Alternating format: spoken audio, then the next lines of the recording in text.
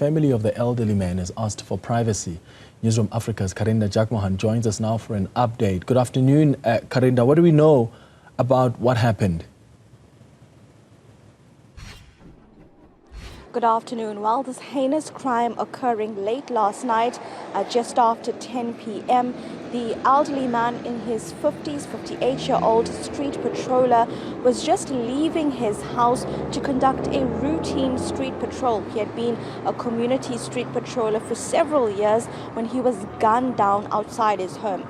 We've just visited his home just 10 minutes from this police station and spoken to the family, but they have asked for privacy, hence we've left their home. And they also say they don't want to release the name at this point because they also, of course, at this point are still grieving and they need to have discussions with the elder family members. But from the private security company that attended this crime scene, and when we were at their home, we saw the dried blood just outside their home as well. And essentially from details we know that the man was shot at 10 times. In fact, 10 9mm spent cartridges were found at the crime scene. There were bullet holes riddled in his car. His car was riddled with bullet holes.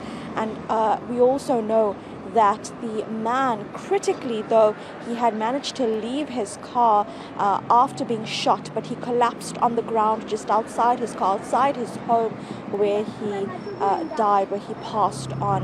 The family managed to cover his body with a blanket before they called emergency services, and the neighborhood as well alerted authorities. So of course at this point the community is concerned because this was a member that was actively safeguarding these Wilisha area that is notorious for crime, as is many parts of Durban, of KwaZulu-Natal.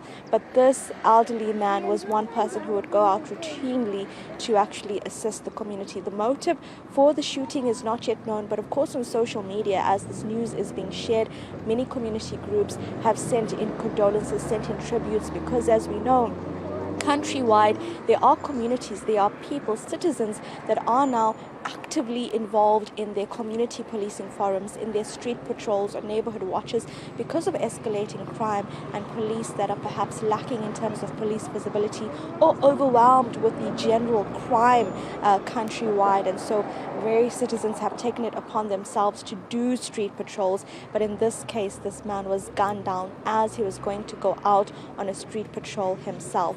We have spoken just earlier this week to CPF forums in Inanda and Umlazi, just generally about resources they need.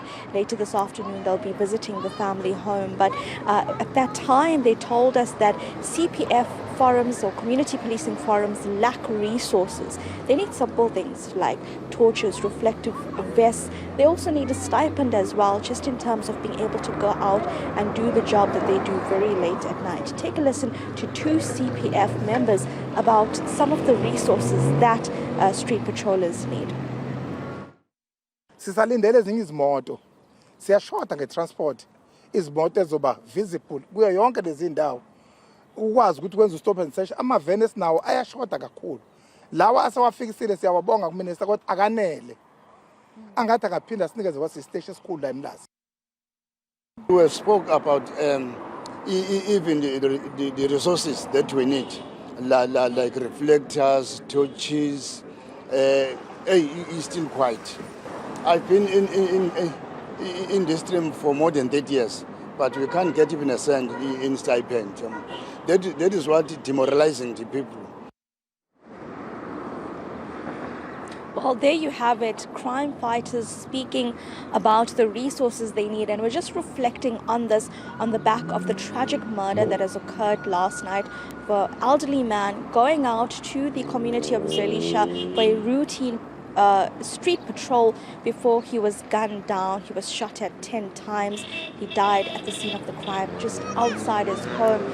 And of course, later this week, we do expect then the family, once they have gathered the strength as well, to then speak about the life of the gentleman that has died. We'll also respect their privacy and not reveal his name as yet as per their wishes. But of course, at least here in KwaZulu-Natal or Durban, especially as the news of his death goes onto social media, many people raising concern about the fact that this is one citizen who tried to protect his community, and they're calling for more police visibility so that citizens themselves can feel safe.